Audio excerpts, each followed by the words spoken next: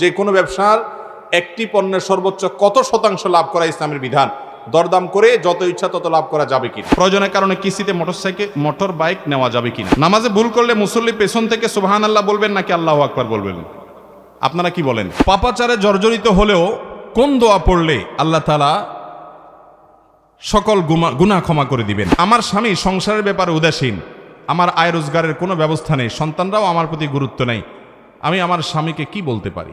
আমাদের সমাজে কোনো কাজে সফলতা হওয়ার আগে বা পরে মসজিদে অথবা বাড়িতে মিলাদ মাহফিল করে থাকে, ইসলামের আলোকে সঠিক কোনটা জানতে চাই। এরপরে প্রশ্ন হলো, শিশুর আকিকা 7 দিনে দেওয়া হয় নাই, এখন কি পরে দিলে হবে? আপনার সকল কথা শুনে কিছুটা হেদায়েতে এসেছে আমার। এখন আমি মোবাইলে নাটক, সিনেমা এবং খেলাধুলা সহ সকল কিছু পরিত্যাগ করেছি মহান রবের রহমতে। আমি কলেজে পড়ি, এখন আমার চোখ এবং অন্তরের বাজে চিন্তা থেকে বাঁচতে যতই চেষ্টা করি বাঁচাতে পারছি না। এখন আমার অন্তরে বারে বারে আল্লাহর ভয়ে কেঁদে উঠে। এখন কলেজে পড়াও আমার জন্য ছাড়াও সম্ভব না, পড়াও আমার জন্য কঠিন। এখন আমি কি করব একটু বলেন? আমি চাই পড়াশোনা ছেড়ে দিয়ে পাপ থেকে বাঁচতে, কিন্তু পরিবার অবস্থাও অনেক শোচনীয়। যাই হোক, বোঝা গেছে, আর পড়ার দরকার নেই। এরপরে প্রশ্ন হলো, জামাতে সালাত আদায় করতে গেলে দেখি মসজিদের বারান্দার পথের জন্য জায়গা খালি রেখে দাঁড়ায়, এর বিধান কি? গোসল করার সময় ওযু করলে পা কখন ধৌত করব? জামা কাপড় পরিবর্তনের পর নাকি পুকুর থেকে উপরে ওঠার পর? আমার ব্যবসা পরিচালনা করার জন্য নগদ অর্থ প্রয়োজন হলে আত্মীয় স্বজনের কাছ থেকে টাকা নিয়ে ব্যবসা পরিচালনা করলে খুশি মতে লাভের অংশ দিলে ইসলামে জায়েজ হবে কি? আমাদের দেশের বেশিরভাগ মানুষ বাহিরে যাওয়ার সময় বোরকা হাতে, মোজা পায়ে ব্যবহার করে, কিন্তু বাসায় দেবর বা অন্য পুরুষ যেমন শ্বশুর, দেবর, ভাইদের সাথে সাধারণভাবে দেখা করে, এটি কতটুকু জায়েজ আছে ইসলামের দৃষ্টিতে? অনুগ্রহ করে ব্যাখ্যা করলে উপকৃত হতাম। খুবই দরকারি একটা প্রশ্ন, অনেক প্রয়োজনীয় একটা প্রশ্ন আসছে, মাশাআল্লাহ। প্রথম প্রশ্ন, আমাদের সমাজে বাবা মারা গেলে বোনকে সঠিকভাবে জায়গা জমি দিতে চায় না ভাইরা, ইসলামের আলোকে জানতে চাই এ বিষয়ে। বাবা মারা গেলে বোনকে সম্পদ দিতে চায় না, এই প্রবণতা প্রায় বাংলাদেশের বেশিরভাগ পরিবারেই। শুধু বোন কেন, চান্স পাইলে দুর্বল ভাইদের হকটাও মেরে দিতে চায়। ঠিক কি ঠিক না বলেন? মনে রাখবেন, ইসলাম শুধুমাত্র নামাজ রোজা করার নাম না, ইসলাম শুধুমাত্র মুখে দায় রাখার নাম না। এগুলো ইসলাম ঠিক আছে, কিন্তু একজন মুসলমান, খাঁটি মুসলমান হতে হলে ইবাদত যেমন তাকে ঠিকঠাক মতো করতে হবে, মা বাবার সম্পদের বন্টনটাও সঠিকভাবে করতে। সম্পদের বন্টন সঠিকভাবে করবেন না, এদিকে আপনি বিশাল বড় হাজী সাহেব, গাজী সাহেব, মাওলানা সাহেব, মুফতি সাহেব, ওয়াইজ সাহেব, বক্তা সাহেব, হাফেজ সাহেব, বহু সাহেব হয়ে গেছেন, আল্লাহর খাতে আপনি ভালো মুসলমান হতে পারবেন? আমাদের দেশে বেশিরভাগ পরিবারেই এই জুলুমটা করা হয়। আমাদের এই অঞ্চলে আরো বেশি, এই জুলুমটা করার জন্য ইবলিস কিছু যুক্তি দিছে আমাদের হাতে। যেমন একটা যুক্তি হলো, ইবলিস বলে বোনদেরকে তো বিয়ে শাদী করতে টাকা পয়সা খরচ করে বাপে বিয়ে দিছে, তাহলে আবার তাদের জমি জমা দিতে হবে কেন? এই কুবুদ্ধি শয়তান দেয় কি দেয় না? বোনকে বিয়ে দেওয়া, আপনার বোনকে বিয়ে দেওয়া আপনার বাপের দায়িত্ব, তার জন্য যা লাগবে এটা উনি করবে, এটা তার দায়িত্ব আদায় করছেন উনি। আপনার বাবা মারা গেলে বড় ভাই হিসাবে এটা আপনার দায়িত্ব, সেটা আপনি পালন করছেন। এই জন্য তার সম্পদ থেকে কাটাকাটি করতে পারবেন। সম্পদ থেকে যদি কাটাকাটি করেন তাহলে আপনি বাবার ভাই হইলেন কি? তাহলে তার সম্পদ দিয়ে তারা বিয়ে দিলেন, আপনি কি করলেন? কথা বুঝেন নাই? অতএব এই সমস্ত ঠুনকা অজুহাত দিবেন না। আবার আরেকটা অজুহাত দেয় যে আমরা বাপ মারে খাওয়াই, বুড়া বয়সে তাদের সব খরচ খরচা চালাইছি, অতএব জমি জমা সব আমরা পাবো, বোনরা কেন পাবে? এই কুবুদ্ধি শয়তান দেয় কি দেয় না? এটার জবাব হলো, মা বাবা যদি ভরণ পোষণ তাদের নিজেরটা নিজেরা বহন করতে অপারগ হন, তাদের কামাই রোজগার নাই, তারা নিজেদের টাকায় চলার মতো ইনকাম নাই, সেরকম সম্পদ নাই, তাহলে সেক্ষেত্রে সন্তানদের উপরে ফরজ কর্তব্য হয় মা বাপের ভরণ পোষণ দেওয়া। অতএব আপনি আপনার কর্তব্য পালন করছেন, তার বিনিময়ে যদি বাপের জমি নেন তাহলে আপনি কর্তব্য কি পালন করলেন? আমার কথা বুঝেন নাই? তবে এই কর্তব্যটা শুধু ছেলেদের না, এটা মেয়েদেরও। মেয়েরা যদি তারা স্বামীর কাছ থেকে মোহর পায়, হাদিয়া পায়, তোহফা পায়, যেভাবে হোক তাদের নিজস্ব উপায় উপার্জন যদি থাকে, সেটা দিয়ে তারা মা বাবা যদি অসহায় হয়, ভাইদের যেরকম কর্তব্য আছে তাদেরও কর্তব্য আছে, কিন্তু যদি তারা তাদের কর্তব্য আদায় অবহেলা করে তার জন্য তারা আল্লাহর কাছে জবাবদিহি করবে, কিন্তু বাপমার সম্পদে তাদের হক বঞ্চিত নষ্ট করা যাবে। কথা কি বুঝাতে পারছি ভাইরা আমার? এরকম মানুষ আমি খুব কম খুঁজে পাই, যে মানুষটা দাঁড়িয়ে বলতে পারে যে আমি আমার বাবা আমার মায়ের মৃত্যুর পর তাদের সম্পদে বোনদের যা যা অংশ ছিল আমি পাই পাই করে হিসাব করে তাদেরটা জমি জমা ভাগ যোগ তাদেরকে বুঝাই দিছি। জমি তারা নিতে চায় না হয়তো, তাহলে জমির মূল্য দিয়ে দিছি, কিন্তু আমি তাদের হক বুঝাই দিছি। এরকম মানুষ পাওয়া যায় না খুব বেশি। এই মজলিসে আসেননি দু চারজন? ওই এক ভাই আছে, দিছেননি বন্যার হিসাব? দাঁড়ান দেখি। আলেম মানুষ মনে হয়। আরে আলেমরা তো দিবেই ইনশাআল্লাহ, আপনারা তো জাতির শ্রেষ্ঠ সন্তান, আপনাদের কথা তো ভিন্ন ভাই। আমি সাদা, তারপরও আপনি বলেন একটু কি করেছেন আপনি বলেন তো।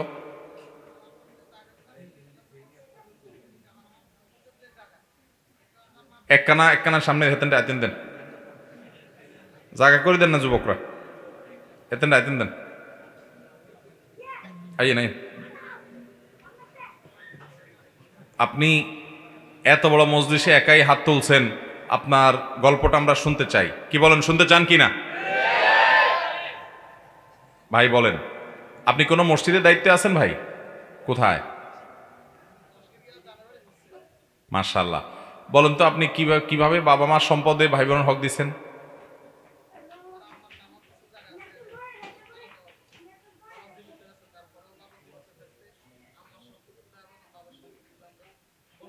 মারা গেছেন কি আপনার মা? আল্লাহ ওনার প্রতি রহমত নাজিল করুন। হ্যাঁ, ওনার যে সম্পদ ছিল সেগুলো কিভাবে ভাগ করছেন? আচ্ছা, 4 বোনকে তাদের হক দিছেন কোরআন বর্ণনা অনুযায়ী। মায়ের জমি জমা ছিল, কেমনে জমি দিছেন?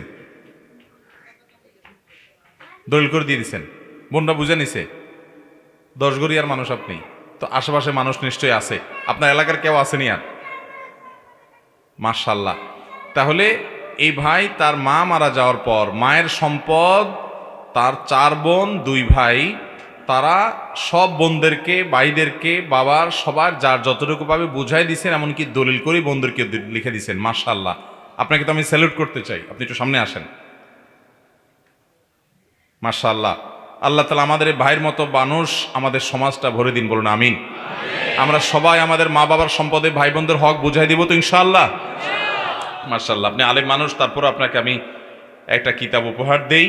নবী করিম সাল্লাল্লাহু আলাইহি সাল্লামের প্রজ্ঞা এবং বুদ্ধিমত্তার গল্প, প্রজ্ঞায় যার উজ্জ্বলা জগৎ, সুন্দর একটা বই। মাশাআল্লাহ, এটা আপনাকে হাদিয়া। মাশাআল্লাহ, এটা তো আরো সুন্দর কথা, ফুফুদেরটাও বুঝাই দিছেন। তো এটা আপনার চাচাতো ভাইরা ঝামেলা করে নাই? সবাই রাজি ছিল? ফুফু কয়জন আল্লাহ আপনার দিছে? তাদেরকে দিয়ে দিছেন। তারা কি জোর করে আদায় করছেন, আপনারা এমনি দিয়ে দিছেন? এমনিতেই দিয়ে দিছেন। মাশাআল্লাহ মাশাআল্লাহ মাশাআল্লাহ। ভাই কোন মাদ্রাসা পড়াশোনা করছেন? দাওরা ফারাক, কামিল পাস। মাশাআল্লাহ মাশাআল্লাহ। আমাদের এই ভাই, আপনি একটু ওদিক ফিরেন, আমাদের ভাইরা আপনাকে একটু দেখুক। আল্লাহ তাআলা আমাদের এই ভাইয়ের মতো মানুষ দিয়ে সমাজটা ভরে দিন, বলুন আমিন। আপনারা মনে করবেন উনি হুজুর মানুষ, হুজুর দিবে, সব হুজুররাও দেয় না, সব হুজুররাও দেয় না। অতএব এরকম আদর্শ সন্তান আমাদের দরকার আছে না নাই? জাযাকাল্লাহ খায়ের। ভাইকে বসতে দেন ভাই, বসেন, এখানে বসেন আপনি। জাযাকুমুল্লাহ খায়ের। মাশাআল্লাহ মাশাআল্লাহ। ভাইরা আমার, ভালো করে শুনে রাখেন, বাবা মার সম্পদে দুর্বল ভাইদের হক মেরে দিবেন, বোনদের হক দিবেন না। বা আপনার দাদা মুরব্বীরা অনেক সময় অনেক ভুলভাল করে গেছে, মেয়েদেরকে দেয় নাই, বলে যে তোরা দায় দাবি রাখিস না। আমাদের এই অঞ্চলে একটা জাল হাদিস প্রচলিত আছে, সেটা হলো বলে যে বাপের বাড়ির সম্পদ মেয়েরা নিলে নোয়াখাইলা বাসা কয় হেতাগো হয় না। শুনছেননি আপনারা এই কথা? বাবার বাড়ির সম্পদ মেয়েরা নিলে বলে কি হয় না? হয় না। শুদ্ধ বাংলা বলে সয় না, মানে তাদের এটা ভালো শুট করে না তাদের সাথে। এইরকম একটা বাটপারি মার্কা হাদিস যে কোন আল্লাহর বান্দা তৈরি করছে আল্লাহ জানে। যে জাল হাদিসের তো একটা ধরন থাকে, এইরকম একটা বাটপারি মার্কা জাল হাদিস। বাটপারি মার্কা এই জন্য বললাম যে নবী সাল্লাল্লাহু আলাইহি সাল্লামের নামে মিথ্যা কথা বলছে, সেটা তো একটা বিষয় আছে, আবার বাটপারিমূলক ভাবে, সেটা কিভাবে?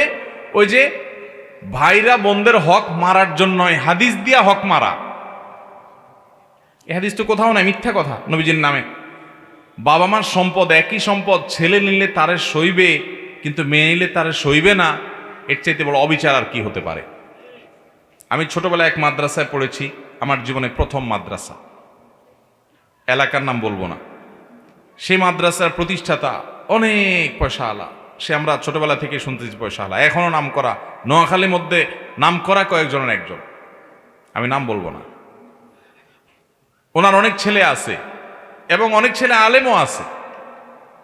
বোনদের হক দেয় নাই, ওই বোন আমার অফিসে যায় হাজির কিছুদিন আগে, বড় ছেলে, ছেলেকে নিয়ে হাজির, পরিচয় দিলেন অমুক মাদ্রাসার প্রতিষ্ঠাতার মেয়ে।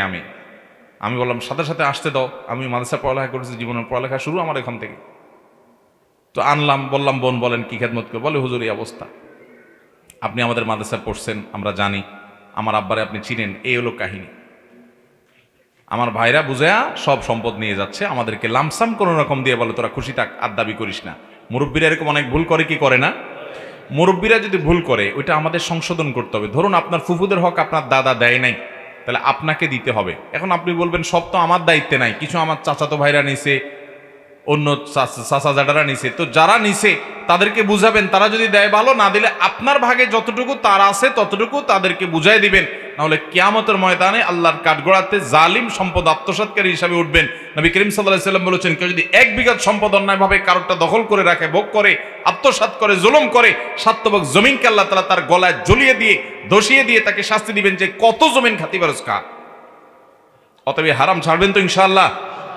অনেক মানুষ আছেন সুদ খান না, অনেক মানুষ আছেন ঘুষ খান না, অনেক মানুষ আছেন ডাকাতি করেন না, অনেক মানুষ আছেন চুরি ছিনতাই করেন না, কিন্তু এই 2 নম্বর এটা করেন।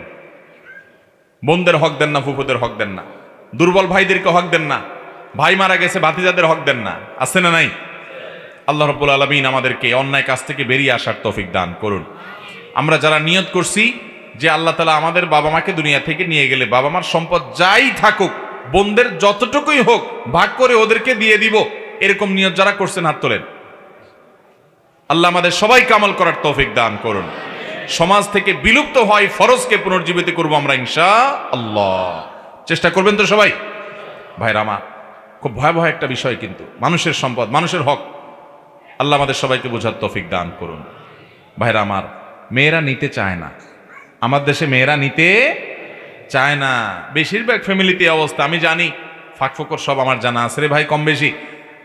মেয়েদেরকে যদি ডাইকা বলেন বোন এখন হুজুরের ওয়াজ শুনি, আল্লাহ কোরআনে হক সম্পর্কে, সম্পদে পরিত্যক্তের সম্পদের হক বন্টন সম্পর্কে আল্লাহ বিস্তারিত আলোচনা করে শেষে বলেছেন ফরিদাতাম মিনাল্লাহ, এই সম্পদের বন্টন অমুকে এতটুকু পাবে, ভাই এতটুকু, বোন এতটুকু, এই যে ভাগটা করেছে আল্লাহ বলেছেন এটা আল্লাহর নির্ধারণ।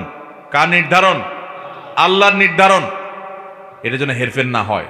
আল্লাহ তাআলা কোরআনে কারীমের সবচেয়ে বড় আয়াত কোনটা জানেন? কোরআনে কারীমের সবচেয়ে বড় আয়াত কোনটা? কি বিষয়ে আয়াত? এই বিষয়ে, যে বিষয়ে এতক্ষণ কথা বললাম।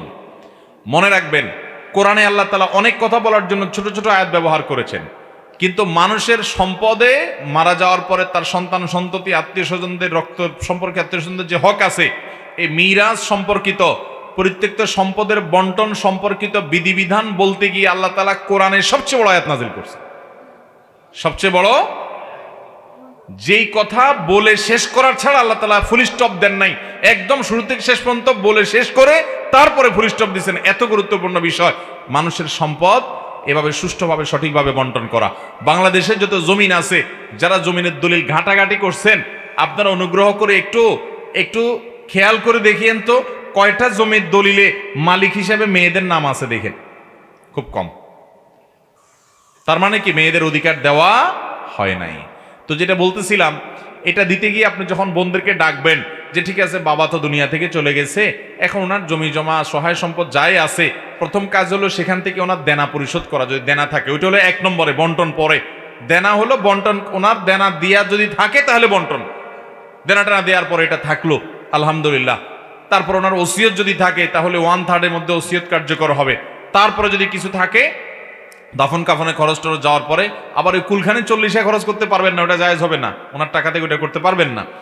এরপরে যেটা থাকবে, এবার বোনদেরকে ডাকি যদি বলেন বোন এখন কোরআনে বর্ণনা অনুযায়ী কোন একজন আলেমের কাছ থেকে ফারায়েজ জান লিখিয়ে এনে বন্টন নামা লিখিয়ে এনে এবার সে অনুযায়ী বোনদেরকে যদি দিতে অফার করেন, আমার দেশে বেশিরভাগ মেয়েরা কি বলবে বলেন তো?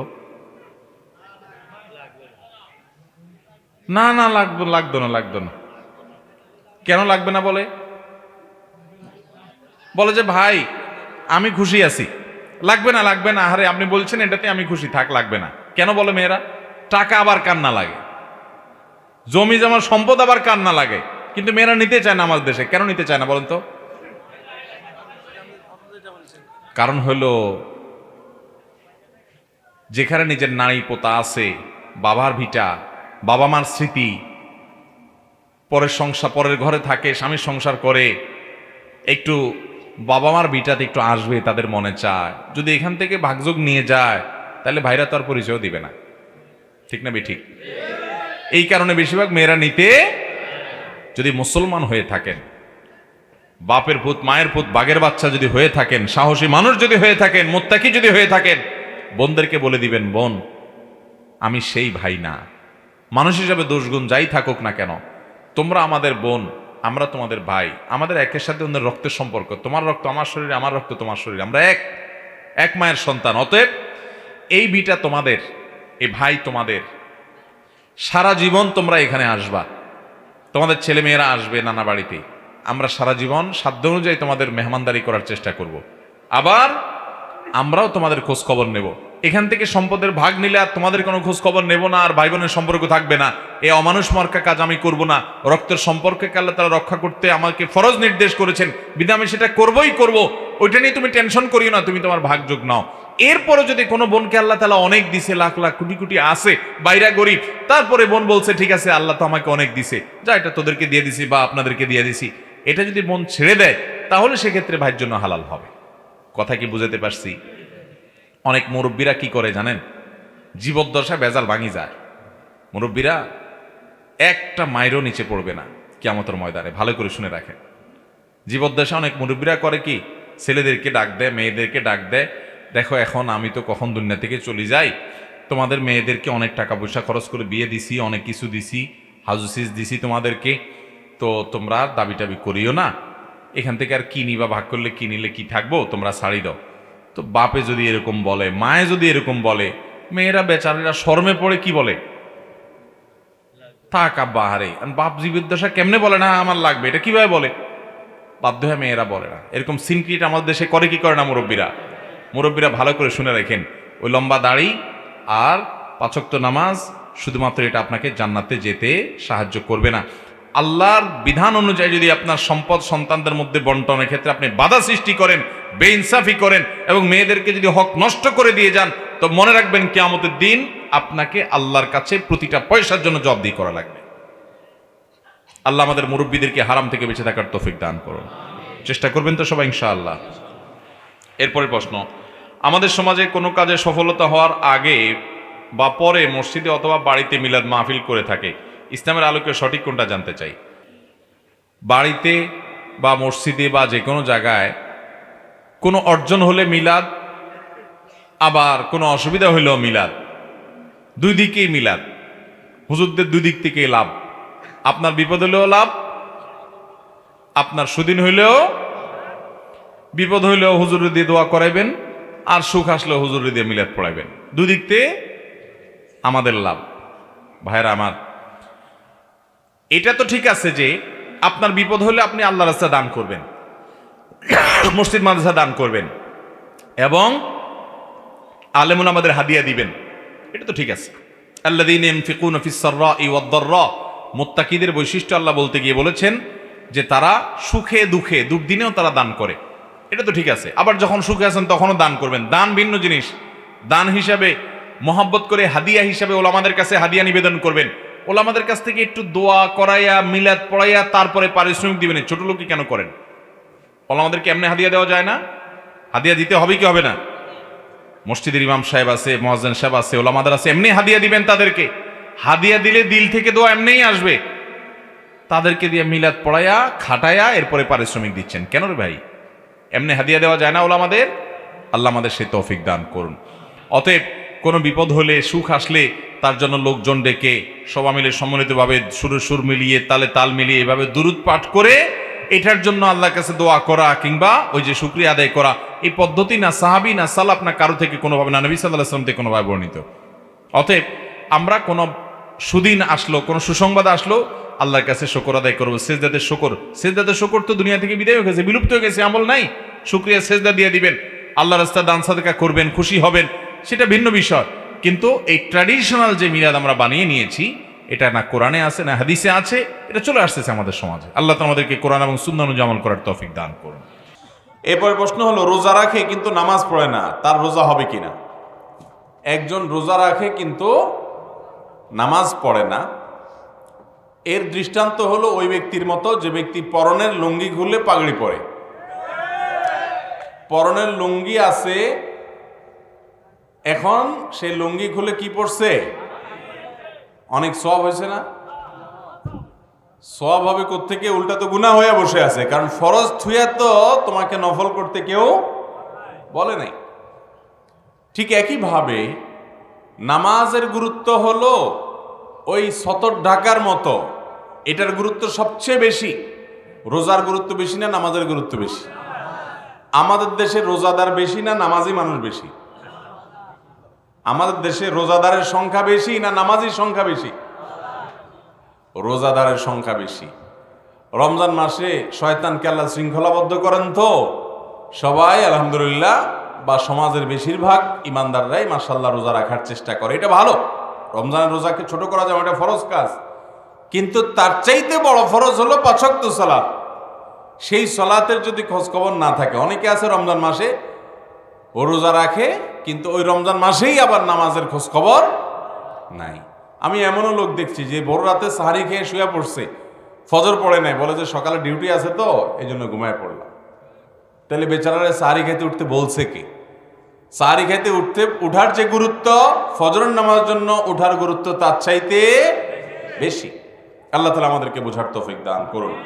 অতএব যদি কেউ রমজান মাসে রোজা রাখে, তিনি ভালো কাজ করছেন। রোজা তো রাখতেই হবে মুসলমান প্রাপ্তবয়স্ক পুরুষকে, সুস্থ মানুষকে। কিন্তু রোজা রাখলেন, নামাজ পড়লেন না, তাহলে কম গুরুত্বেরটা করলেন, বেশি গুরুত্বেরটা কি করলেন? ছাড়লেন। রোজা রাখাও ফরজ, নামাজ পড়াও ফরজ, বরং এটা বেশি বড় ফরজ। এরপরে প্রশ্ন হলো, শিশুর আকিকা 7 দিনে দেওয়া হয় নাই, এখন কি পরে দিলে হবে? শিশুর আকিকা 7ম দিনে করা সুন্নাহ। 7ম দিনে, 7 দিন পর না কিন্তু। 7ম দিন আর 7 দিন পর বেশ কম আছে কিন্তু। শিশু যেই বারে জন্মগ্রহণ করবে ওই বার হবে প্রথম দিন। ধরেন শনিবারে জন্মগ্রহণ করেছে, তাহলে শনি হবে প্রথম, রবিবার হবে দ্বিতীয়, সোমবার হবে তৃতীয়, মঙ্গলবার হবে চতুর্থ, বুধবার হবে পঞ্চম, বৃহস্পতিবার হবে ষষ্ঠ, জুমার দিন হবে সপ্তম। তার মানে সন্তান যেই বারে জন্মগ্রহণ করবে তার আগের বারে 7ম দিন হয়। শনিবারে হলে শুক্রবার হবে, শুক্রবার হলে বৃহস্পতিবার হবে, বৃহস্পতিবারে জন্ম হলে বুধবার হবে 7ম দিন। অতএব আকিকা কোন দিন দিবে বুঝতে পারছেন তো? যেই বারে জন্মগ্রহণ করবে তার আগের বারটাতে। এখন যদি রাত্রে হয় তাহলে তার এক মুসিবত। রাত্রে হলে বার বাহির করবেন কেমনে? রাতে হলে বার বাহির করার বুদ্ধি হলো যে আরবিতে বা চান্দ্রবর্ষ অনুযায়ী রাতের হিসাব আগে আসে। অতএব এই যে আজকে রাতে আমরা এখন ওয়াজ করছি, ওয়াজ শুনছি, আলোচনা করছি, মাহফিল হচ্ছে, এই রাতটাকে কোন দিনের রাত ধরা হবে? আগামীকাল বৃহস্পতিবার না? অতএব এটা বৃহস্পতিবার রাত। অতএব রাত হলে পরের দিনের সাথে হিসেব করে বার ঠিক করবেন। শুক্রবার দিন যা রাত যদি হয় তাহলে ওটা কোন দিনের রাত হবে? শনিবারের রাত। রবিবার দিন যা রাত হলে সেটা কোন বা দিনের রাত হবে? সোমবারের রাত। তাহলে এবার বার কিভাবে বার করবেন বুঝতে পারছেন তো? যেহেতু ইবাদত বন্দিগি যেগুলো তারিখের উপর নির্ভরশীল, সেগুলো চান্দ্রবর্ষ অনুপাতে করতে হয়, আর চান্দ্রবর্ষের হিসেব হলো সন্ধ্যা থেকে দিন শুরু হয়। অতএব আপনি যেই কোনো বারে সন্তান জন্ম নিবে তার আগের দিন আকিকা দিবেন। রাত হলে পরের দিনটার যে অংশ সেটা ধরা হবে রাত, সেই বারটা হবে, সেই হিসেব করে তার আগের বারে আপনি আকিকা দিবেন। বিষয়টা বুঝতে পারছেন? আকিকা সপ্তম দিনে করা সুন্নাত। সপ্তম দিনে করতে না পারলে 14তম নম্বর দিনে করবেন। 14 নম্বর দিনে করতে না পারলে 21 নম্বর দিনে করবেন। যদি কোনো কারণে এই দিনগুলোতে করা হয় নাই, মা বাবার সে আর্থিক সঙ্গতি ছিল না, তখন তারা করতে পারেন নাই, তাহলে সেক্ষেত্রে পরবর্তীতে করলেও আদায় হয়ে যাবে। অনেক সালাফ বলেছেন যে আমি যদি জানতাম আমার ছোটবেলায় আকিকা বাবা মা করেননি, তাহলে আমি এখন করার ব্যবস্থা করতাম। স্বয়ং নবী করিম সাল্লাল্লাহু আলাইহি ওয়াসাল্লামের পরে এরকম হাদিস আছে, যার কারণে সপ্তম, 14তম, 21তম দিনগুলোতে করা হলো সুন্নাহ। যদি কোনো কারণে ছুটে যায়, ইচ্ছাকৃত না, কোনো কারণে করা হয় নাই, তাহলে পরে করলেও আদায় হয়ে যাবে ইনশাআল্লাহ। আকিকার গুরুত্ব আমরা অনেকে বুঝি না। অনেকে আকিকা করার জন্য টাকা পয়সা পায় না, অথচ মিষ্টি কিনে মিষ্টি খাওয়ায় অনেক। যে আকিকা করবে, সন্তান জন্ম নিছে তার, এই লোক আকিকার সময় বলে যে ভাই পয়সা নাই, ছেলে হয়েছে, 2টা ছাগল কিনতে হবে, 2টা ছাগলের দাম তো 20,000 টাকা, এত টাকা নাই আমার কাছে। কিন্তু দেখা যায় অনেক সময় আমাদের 10 কেজি 15 কেজি মিষ্টি এমনিই কিনা লাগে, আছে না নাই? এই ভাই মিষ্টি তো মানে হলো আটার দলা, চিনি আর আটার দলা, এই তো। চিনি এবং আটার দলা মানুষকে খাওয়ায় আপনি 10,000 টাকা নষ্ট করলেন, আর সাথে কয়টা টাকা দিলে তো আপনার গোশতই খাওয়াইতে পারেন মানুষ, ঠিক না? ঠিক। তো আমরা দেখা যায় মিষ্টি খাওয়াইতে গিয়ে আর আকিকার সুন্নত আদায় করতে পারি না। আকিকা অনেক হলো আমাদের মতো ওয়াজিব, অনেকের মতো সুন্নত গুরুত্বপূর্ণ। যাই হোক, এ বিষয়ে আমরা খেয়াল করব। আর আমরা যারা কারো ছেলে মেয়ে হওয়ার পর তার কাছ থেকে আবদার করি, বন্ধু বান্ধব আত্মীয় স্বজন, আমরাও বোকামি করি। গোশত খাইতে চাইবো, যে সন্তান হয়েছে মিয়া আকিকার গোশতের দাওয়াত দিবেন, সেটা না করে আমরা বলি কি মিষ্টি খাওয়াবেন, ঠিক না? ঠিক।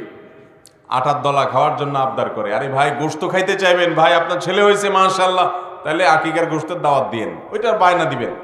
সেটা না করে আপনি বলেন কি ভাই মিষ্টি খাওয়ায়েন। তো উনিও চিন্তা করে ঠিকই আছে, মিষ্টি 1 কেজির দাম কত? আর যদিও আজকাল মিষ্টির দাম গরুর গোশতের দামের মতো, ছাগলের গোশতের দামের মতোই, ওইটাও বেড়ে গেছে।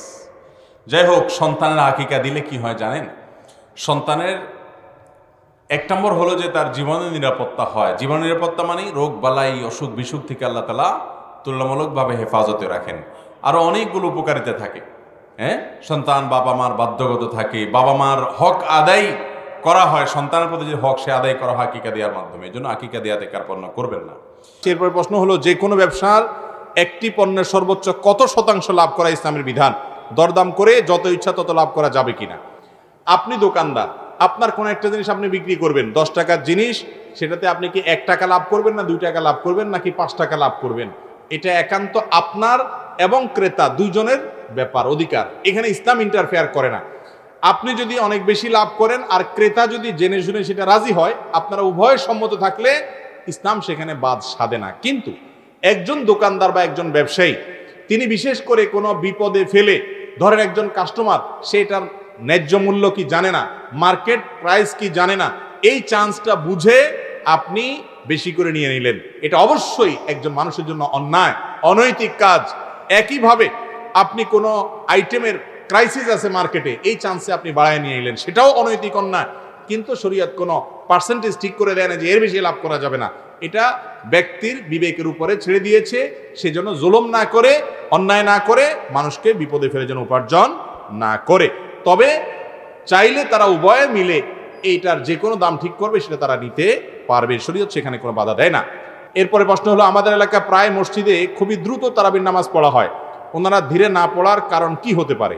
কি হতে পারে? এটা তো পরিষ্কার, তারাবির নামাজ তাড়াহুড়া করে পড়া হয় কেন ভাই? যে তারাবির নামাজ শেষ করে গিয়া বাড়িতে হয় টেলিভিশনের সামনে বসবে, না চা দোকানে আড্ডা মারবে, বা অন্য কোনো কাজ করবে। আমাদের কাছে নামাজটা হয়ে গেছে বোঝা, যত তাড়াতাড়ি শেষ করা যাবে তত তাড়াতাড়ি মুক্তি, ঠিক না? ঠিক।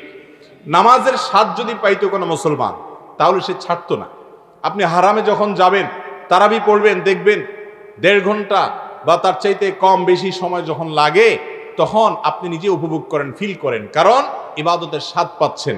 আমাদের দেশে দুঃখজনক, তারাবির নামাজটাকে আমরা তুফান মিলে পড়ি, 4G 5G গতিতে তারাবি পড়ি, ঠিক না? ঠিক। আবার এটা নিয়ে গ্রামাঞ্চলে দেখা যায় কম্পিটিশন হয়, কাদের হাফেজ সাহেব কত তুখোড়, কত জোরে পড়তে পারে এটা নিয়ে কম্পিটিশন হয় না? আমি একটা কথা বলি, বাইসাইকেল গাড়ির ক্ষেত্রে একই কথা। যারা গাড়ি চালাতে জানেন তারা জানেন যে গাড়িতে নতুন ড্রাইভার যখন ড্রাইভিং করে, ড্রাইভিংয়ের সময় দেখবেন যে নতুন নতুন যখন গাড়ি চালায়, গিয়ার দিয়া স্কেলেটারে চাপ দিলে, ক্লাস ছেড়ে দিলে গাড়ি দৌড়ায়। তো যত দৌড়ায় তত মনে করে সে ড্রাইভার হয়ে গেছে। আসলে ড্রাইভারের জোরে চালানো যতটা সহজ, একেবারে পিঁপড়ার মতো আস্তে আস্তে চালানোটা অনেক কঠিন। যারা গাড়ি চালানো বুঝেন তারা বুঝেন। সাইকেলটা খুব ভালো বুঝবেন। সাইকেল যখন নতুন চালানো শিখে কেউ, প্যাডেলটা মারতে শিখছে, মোটামুটি ব্যালেন্স করতে শিখছে মনে করেন, একজন তো শেখায় পেছন থেকে ধরে ধরে। এটা যদি শিখে প্রথম প্রথম, তখন কি করে সে? দেয় দৌড়, প্যাডেল মারা সামনে যেতে থাকে, যত জোরে যা খুশি লাগে, তাই না? আর যে বেচারা শিখায় সে পিছন থেকে দৌড়াও ধরতে পারে না, সে বুঝে না এখানে দক্ষতা না। দক্ষতা হলো খুব এক্সপার্ট যদি সাইকেল চালক হয় তাহলে দেখবেন ছোট বাচ্চা হেঁটে যাচ্ছে, তার পাশ দিয়ে সাইকেল চালায় যাচ্ছে সমান তালে সমান গতিতে, সে তারপরেও পড়ে না, ব্যালেন্স ধরে রাখতে পারে। এবং সাইকেলের যে কম্পিটিশনগুলো হয়, জোরে দ্রুত যাওয়া, দীর্ঘ সময় চালানো, সেটা যেমন আছে, আবার কত আস্তে আস্তে কত ধীরে ধীরে সূক্ষ্মভাবে পার হইতে পারে সেটার কম্পিটিশন আছে। এই জন্য এক্ষেত্রে যেরকম আস্তে চালানোটা যার তার কাজ না, জোরে সবাই চালাইতে পারে, একইভাবে তারাবির নামাজে আস্তে আস্তে তেলাওয়াত করা সব হাফেজের কাজ না, হুলস্থুল করে তেলাওয়াত করা সবাই পারে। কথা কি বুঝাতে পারছি? এই জন্য যে হাফেজ জোরে পড়ে ওকে ভালো হাফেজ মনে করার কোনো কারণ নাই, বরং ধীরে ধীরে পড়াটাই হলো উত্তম। আচ্ছা, ধীরে এবং তাড়াহুড়া করে যদি তেলাওয়াত করেন আপনি তারাবিতে, পার্থক্য কতটুকু হবে জানেন? 5 থেকে 10 মিনিট, সর্বোচ্চ 15 মিনিটের। 15 মিনিটে কি আসবে যাবে, কিন্তু আপনার নামাজটাই নষ্ট হবে। তারাবি তারবিহাতুন বহু বছর, তারাবির মানেই হলো আরাম করে করে ধীরে ধীরে পড়া। আর আমাদের জীবনে যত নামাজ আছে এর মধ্যে সবচেয়ে হুলস্থুল করেই পড়ি আমরা এই নামাজটা, ঠিক না বে ঠিক? তাহলে আপনার রমজানের আমলের যে আসল বৈশিষ্ট্য সেটাই তো মিস হয়ে যাচ্ছে। অতএব তারাবিতে তাড়াহুড়া করব। যদি আপনার খতম তারাবিতে অসুবিধা হয় দরকার নাই, সূরা তারাবি পড়েন, কিন্তু ধীরে ধীরে আস্তে আস্তে পড়েন। রুকুতে গেলেন, সুবহান রাব্বিল আযম মুখে নিতে না নিতে দাঁড়ায় গেলেন, আবার চলে গেলেন। আপনার হাফেজ সাহেব এরকম তুখুর নামাজ পড়ে বললেন, ওরে বাবা তুখুর হাফেজ, আসলে তুখুর হাফেজ না, এটা দুর্বল হাফেজ। অতএব হাফেজদেরকেও চাপ দিবেন না, ঘড়ি দেখবেন না বারবার যে হুজুর দেরি হয়ে যাচ্ছে, বরং সময় দিবেন। ইবাদত যখন করবেন পরিমাণে কম করেন, কিন্তু ভালো করে করবেন। আল্লাহ তাআলা আমাদেরকে আমলের তৌফিক দান করুন। দুনিয়া আখিরাতে আল্লাহ যেন আপনাকে সুউচ্চ মর্যাদা দান করেন। আমি একজন আল্লাহর গোলাম। আমার একটি প্রশ্ন ছিল, আমি বিভিন্ন সময় কোরআন শরীফের আয়াত অথবা হাদিসের উপর ভিত্তি করে উক্তি বা শায়রি লিখে থাকি। যেমন নবী করিম সাল্লাল্লাহু আলাইহি ওয়াসাল্লাম বলেছেন, দুনিয়ার ভালোবাসাই সকল গুনাহের মূল। তার উপর ভিত্তি করে আমি লিখেছিলাম, উচ্ছ্বাস আর উল্লাসেই এ জাতি মরিয়া দলে দলে যাবে জাহান্নামে, কারণ হবে দুনিয়া। আমার প্রশ্ন হলো, এগুলো লিখা বা বলা কি বিদআত হয়ে যাবে? আশা করি আমার উত্তর দিবেন। দেখুন, কোরআনে কারীমের কোনো আয়াত অথবা নবী করিম সাল্লাল্লাহু আলাইহি ওয়াসাল্লামের কোনো হাদিসের মর্ম এবং সংক্ষিপ্ত সারের আলোকে যদি কেউ কবিতা রচনা করে লিখতে পারে, মৌলিকভাবে এটা কোনো নাজায়েজ বিষয় হবে না। তবে শর্ত হবে যে এগুলো তো নবী করিম সাল্লাল্লাহু আলাইহি ওয়াসাল্লামের দিকে সম্বন্ধ করবেন না, কারণ তিনি তো এই ছন্দের তালে তালে বলেন না। তাছাড়া কবিতা লিখতে গিয়ে 2 শব্দ 1 শব্দ যোগ বিয়োগ করা লাগতে পারে। মর্মটা ঠিক রেখে তিনি ওইটার আলোকে নিজের মতো করে ভালো কথা বলতে পারেন। কিন্তু নবী করিম সাল্লাল্লাহু আলাইহি ওয়াসাল্লামের হাদিসের যদি কাব্যানুবাদ করতে হয়, তাহলে সে হাদিসের পুরোপুরি অনুবাদ, এক্সাক্ট অনুবাদ হচ্ছে কিনা এটা তাকে বুঝতে হবে। এটা অনেক দক্ষ মানুষের কাজ, যার তার কাজ না। না হলে কিন্তু নবী সাল্লাল্লাহু আলাইহি ওয়াসাল্লামের নামের সাথে সম্বন্ধ করে দিয়ে কবিতা লেখেন যেটা তিনি বলেছেন, তাহলে আপনার কথা যদি হেরফের হয়, কবিতার স্বার্থে যদি এদিক সেদিক হয়ে যায়, তাহলে কিন্তু গুনাহ হবে। মান কাযাবা আলাইয়া মুতাআম্মিদান, নবী সাল্লাল্লাহু আলাইহি ওয়াসাল্লাম বলেছেন, আমার নামে কেউ যদি মিথ্যা কথা বলে, ফালিয়াতাওয়া মাকাযাহু মিনান নার, সেজন্য তার ঠিকানা জাহান্নামে নিশ্চিত জেনে রাখে। এই জন্য এরকম করা যাবে না। হ্যাঁ, আপনি আপনার কথা হিসাবে, ভালো কথা হিসাবে আপনি এটাকে বর্ণনা করেন, ওই কথাকে ধারণ করে আপনি খোলাসাটা দিয়ে দেন, সেটা জায়েজ হতে পারে। আর যদি নবী করিম সাল্লাল্লাহু আলাইহি ওয়াসাল্লামের কথা হিসাবে বলেন, তাহলে রেওয়ায়েত বিল মানা বা নবী করিম সাল্লাল্লাহু আলাইহি ওয়াসাল্লামের কথাকে অনুবাদ করার জন্য যে শর্ত, সেই শর্ত পূরণ করেই তারপরে আপনাকে কাব্যানুবাদ করতে হবে, সেই দক্ষতা অর্জন করতে হবে। আর না হলে সেখান থেকে আলো গ্রহণ করে আপনার মতো আপনি ভালো কথা বলতে পারেন কবিতার মাধ্যমে। আপনার সকল কথা শুনে কিছুটা হেদায়েতে এসেছে আমার। এখন আমি মোবাইলে নাটক, সিনেমা এবং খেলাধুলা সহ সকল কিছু পরিত্যাগ করেছি মহান রবের রহমতে। আমি কলেজে পড়ি। এখন আমার চোখ এবং অন্তরের বাজে চিন্তা থেকে বাঁচতে যতই চেষ্টা করি বাঁচাতে পারছি না। এখন আমার অন্তরে বারে বারে আল্লাহর ভয়ে কেঁদে উঠে। এখন কলেজে পড়াও আমার জন্য ছাড়াও সম্ভব না, পড়াও আমার জন্য কঠিন। এখন আমি কি করব একটু বলেন। আমি চাই পড়াশোনা ছেড়ে দিয়ে পাপ থেকে বাঁচতে, কিন্তু পরিবার অবস্থাও অনেক শোচনীয়। যাই হোক, বোঝা গেছে, আর পড়ার দরকার নেই। ভাইরা আমার, এই প্রশ্নগুলো আলহামদুলিল্লাহ প্রচুর পরিমাণে আসছে। আমি বারবার বলেছি, এই প্রশ্নগুলো আমাকে অনেক আপ্লুত করে। আমার যুবক ভাইয়েরা হারাম থেকে বাঁচার জন্য সংগ্রাম করছে, এর নামই তো মুত্তাকি, এর নামই তো মুত্তাকি। এই যুবকরা ইনশাআল্লাহ এদেশের শ্রেষ্ঠ নাগরিক হবে। এরা যখন গড়ে উঠবে দুর্নীতিমুক্ত, যৌতুক মুক্ত, মাদক মুক্ত, সকল অপরাধ মুক্ত, আল্লাহর ভয়ে নিজেকে গঠন করতে পারে, এরকম যুবক হবে ইনশাআল্লাহ। এরা এদেশের সম্পদ। ওলামা একরাম এবং এলাকার গণ্যমান্য মুরব্বীরা, তাদেরকে সাপোর্ট দেওয়া উচিত। ভাইরা আমার, মনে রাখবেন, স্কুল কলেজে যারা পড়েন, এরকম পরিস্থিতির শিকার হলে এই সংক্ষিপ্ত প্রশ্নোত্তরে তো আপনার পুরো সিচুয়েশন আমি জানি না, বলে দিতে পারবো না। আমি মৌলিক নীতিমালা বলতে পারবো। ওস্তাদ হারুন শাহ হুজুর আছেন, আরও যে সমস্ত ওলামা একরাম এলাকাতে আছেন, তাদের সাথে সাক্ষাৎ করে নিজের পুরো অবস্থা বলে তারপর সমাধান নেবেন। হুট করে আপনি শিক্ষা ধারা বন্ধ করে দিয়ে আপনি বের হয়ে আসলেই যে আপনি নাজাত পেয়ে যাবেন, ব্যাপারটা সেরকম না। আপনি চেষ্টা করবেন দিনী পরিবেশে রাখার জন্য, সংগ্রাম করবেন, এবং আপনার জন্য কি করা উচিত এই মুহূর্তে এটা ভ্যারি করবে ব্যক্তির অবস্থার উপরে। যেন ওলামা ইকরামের সাথে পরামর্শ করে সিদ্ধান্ত নেবেন, আর সংগ্রাম চালিয়ে যাবেন, আল্লাহর কাছে তৌফিক কামনা করবেন। প্রয়োজনের কারণে কিস্তিতে মোটর বাইক নেওয়া যাবে কিনা? আপনি যদি মোটর বাইক কিনেন এবং কিস্তিতে কিনেন, সেটা জায়েজ আছে। সাহাবা ইকরাম অনেকে কিস্তিতে কেনা বেচা করেছেন, এবং মূল দামের চাইতে কিস্তিতে কিনলে সাধারণত বিক্রেতা একটু বেশি দাম রাখে, সেটাও জায়েজ আছে, সেটাও হারাম হবে না। এরপরে প্রশ্ন হলো, জামাতে সালাত আদায় করতে গেলে দেখি মসজিদের বারান্দা পথের জন্য জায়গা খালি রেখে দাঁড়ায়, এর বিধান কি? যদি বারান্দা দিয়া ভিতরে ঢোকার জন্য জায়গা রাখে, সেটা কেন রাখবে? কারণ ভিতরের জায়গা ফিল আপ হওয়ার পরেই তো বারান্দায় দাঁড়াইতে হবে। ভিতরের জায়গা ফাঁকা রেখে বারান্দায় তো দাঁড়ানো যাবে না, তাহলে ফাঁকা রাখবেন কেন? যদি এমন হয় যে না, সিস্টেমটা এরকম, এক পাশে বা কোনো এক পাশে কার্পেট টার্পেট দিয়ে রাস্তা হিসাবে আলাদা ইন্ডিকেট করা আছে, তো তাতে কোনো অসুবিধা হবে না ইনশাআল্লাহ। কাতার মিলিমিটারে দাঁড়াতে বলা হয়েছে, কিন্তু মাঝখানে পিলার পড়ছে রাস্তা বলতে, তাতে কোনো অসুবিধা নাই। নামাজে ভুল করলে মুসল্লি পেছন থেকে সুবহানাল্লাহ বলবেন নাকি আল্লাহু আকবার বলবেন? আপনারা কি বলেন? আমাদের দেশে আল্লাহু আকবার বলতে বলতে অভ্যাস হয়ে গেছে না? এটা ভুল ভাই। নবী করিম সাল্লাল্লাহু আলাইহি সাল্লাম বলেছেন, আত-তাসবিহু লির-রিজাল ওয়াত-তাসফিকু লিন-নিসা। ইমাম সাহেবের ভুল হলে মহিলারা হাতে বাড়ি দিয়ে বুঝাবে ইমাম সাহেবকে, আর পুরুষরা মুক্তাদি থাকলে তারা কি বলবে?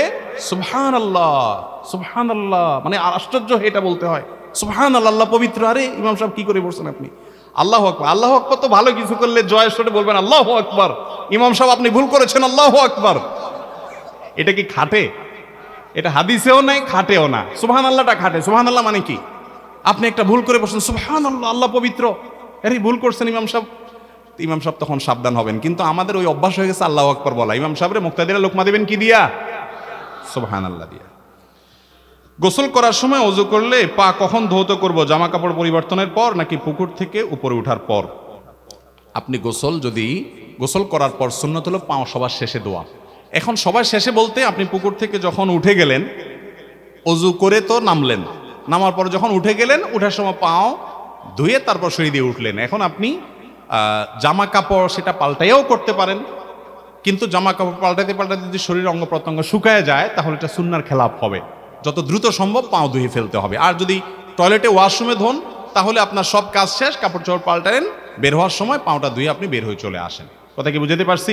কিন্তু কাপড় চোপড় পাল্টাতে যদি এত সময় লাগে যে সব শুকায় যায়, তাহলে শুকায় যাওয়ার পরে যদি অন্য অঙ্গ ধোন, তাহলে সুন্নতের খেলাফ হবে। পরপর ধোয়াটা সুন্নত। যদি কাপড় চোপড় দিতে পড়তে অনেক সময় লাগবে মনে হয়, তাহলে কাপড় চোপড় পরে আগেই ধুয়ে ফেলবেন, তাতে সুন্নতের উপর আমল হবে ইনশাআল্লাহ। এরপরে প্রশ্ন হলো, পাপাচারে জর্জরিত হলেও কোন দোয়া পড়লে আল্লাহ তাআলা সকল গুনাহ ক্ষমা করে দিবেন? ভাইরা আমার, কোরআন কারীমের সূরা নিসার 110 নম্বর আয়াতে আল্লাহ রাব্বুল আলামিন ইরশাদ করেছেন, আউযু বিল্লাহি মিনাশ শাইতানির রাজীম, ওমান ইয়ামাল সুআন আও ইউযলিম নাফসাহু সুম্মা ইয়াস্তাগফিরুল্লাহ ইয়াজিদিল্লাহা গফুরুর রহিমা। যে ব্যক্তি খারাপ কোনো কাজ করবে, ওমান ইয়ামাল সুআ, কোনো অপরাধ করবে, খারাপ কাজ করবে, হারাম কোনো কাজে লিপ্ত হবে, আও ইয়াজলিম নাফসাহ, অথবা যে ব্যক্তি নিজের প্রতি নিজে অবিচার করেছে, অন্যায় করে পাপাচার করে জর্জরিত হয়ে গেছে, সুম্মা ইয়াস্তাগফিরুল্লাহ, এরপরে যদি সে আল্লাহর কাছে ইস্তেগফার করে, ক্ষমা প্রার্থনা করে, ইয়াজিদিল্লাহ গফুরুর রহিমা, সে আল্লাহ রাব্বুল আলামিনকে ক্ষমাশীল পাবে। অনুগ্রহকারী পাবে। যদি সে আল্লাহর কাছে মাফ চায় চাওয়ার মতো, তো সে দেখবে যে আল্লাহ তাআলা তাকে মাফ করে দিয়েছে, অনুগ্রহ করেছে, রহম করেছে। পৃথিবীর কোনো আদালতের কাছে মানুষ যদি অপরাধ স্বীকার করে বলে আমি ভুল হয়েছে আমাকে মাফ করে দেন, আদালত বা কোনো বিচারক দুনিয়ার বলবে না ঠিক আছে, অপরাধ সন্দেহাতীতভাবে প্রমাণিত হয়েছে, যেহেতু তিনি অনুতপ্ত হয়েছেন সেজন্য তাকে ক্ষমা করে দেওয়া হলো, এটা দুনিয়ার আদালত বলবে না।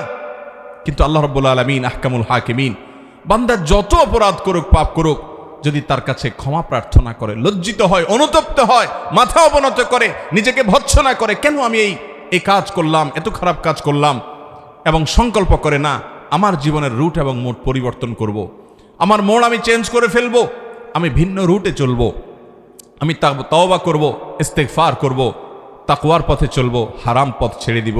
যদি আল্লাহর কোনো বান্দা মনে মনে এভাবে নিয়ত করেন, কোনো যুবক ভাই যদি এরকম প্রতিজ্ঞা করেন যে আমার রুট আমি চেঞ্জ করে ফেলবো, মোড় পরিবর্তন করে ফেলবো, আল্লাহ রাব্বুল আলামিন যত অপরাধ করুক না কেন সকল অপরাধ মাফ করে দিবেন।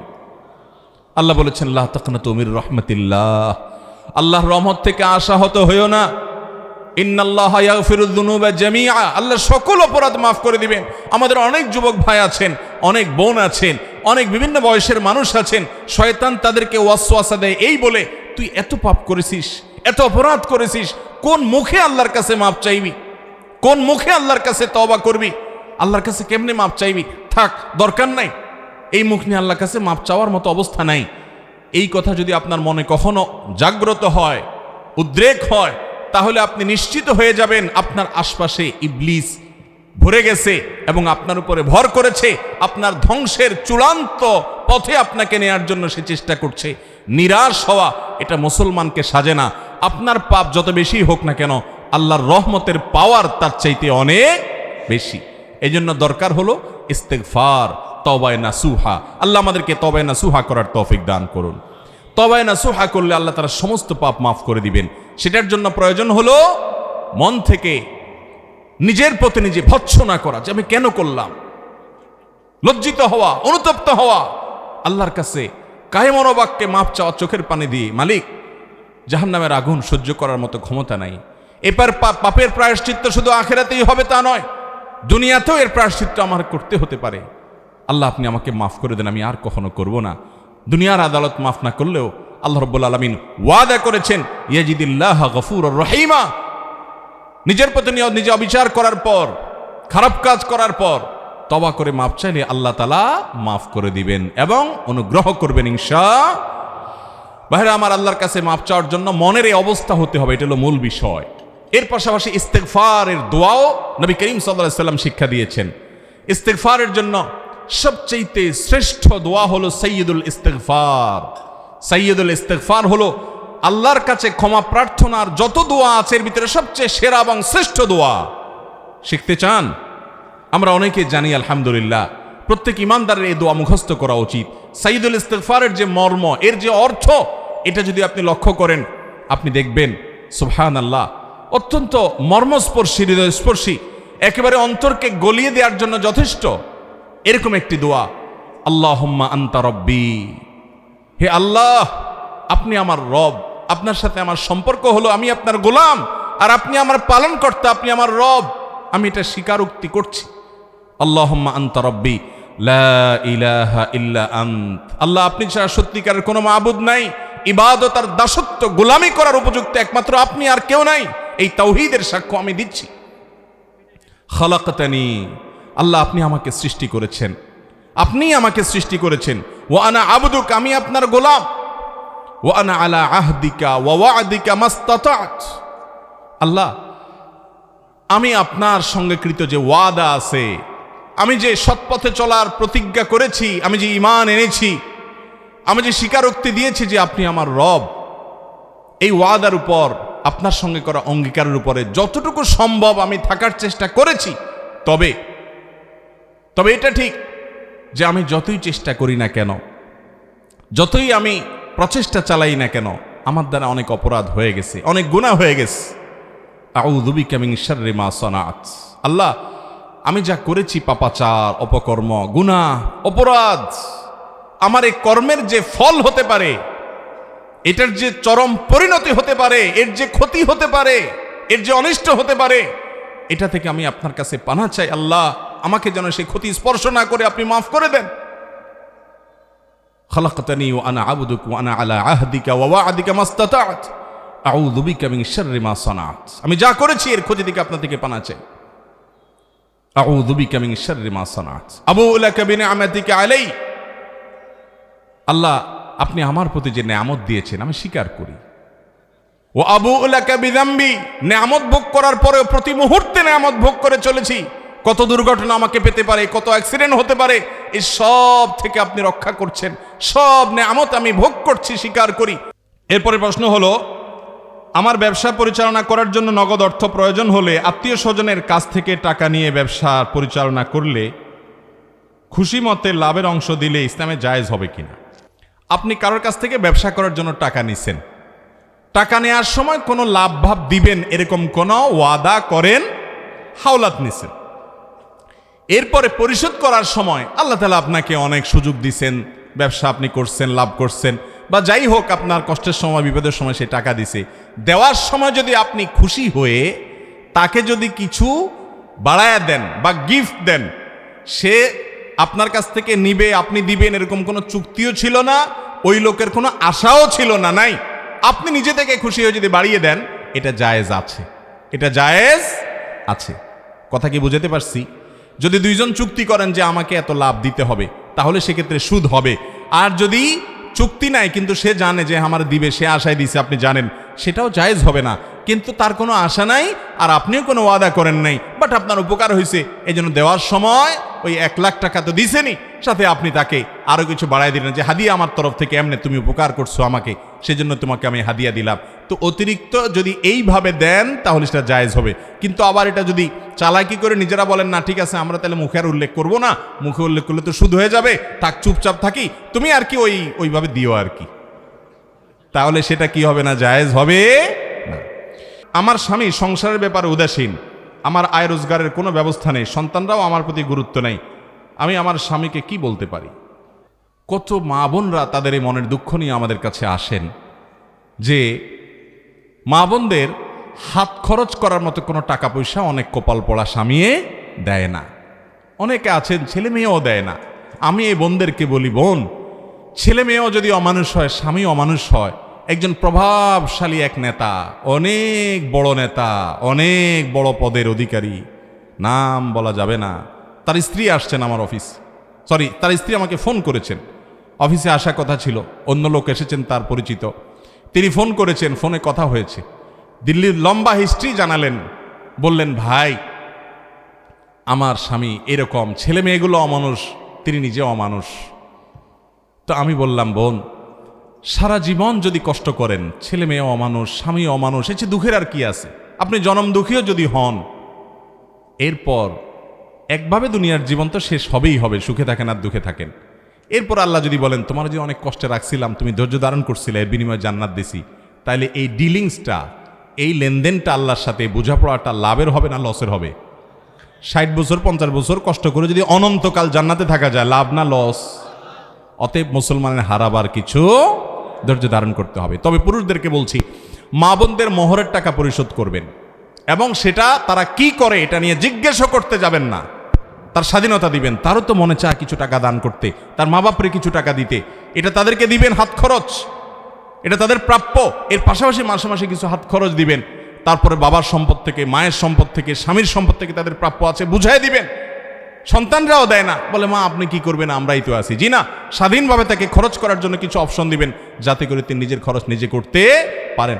মহিলাদের মহরটা ঠিকমতো দেওয়া হলে, প্রত্যেকটা সম্পদে তাদের অধিকারটা যদি ঠিকমতো তাদেরকে বুঝাই দেওয়া হয়, পূর্ণ অধিকার দিয়ে তারা যা খুশি তা করবে, তাহলে আমাদের মা বোনদের দান সাদেকা করতে, নিজের মতো নিজে খরচ করতে, নিজের গহনার জাকাত দিতে, নিজে মন খুলে দরকারি কাজে খরচ করতে, স্বামীর কাছে ভিক্ষুকের মতো চাওয়া লাগবে না, ছেলে মেয়েদের পিছে পিছে ঘোরা লাগবে না।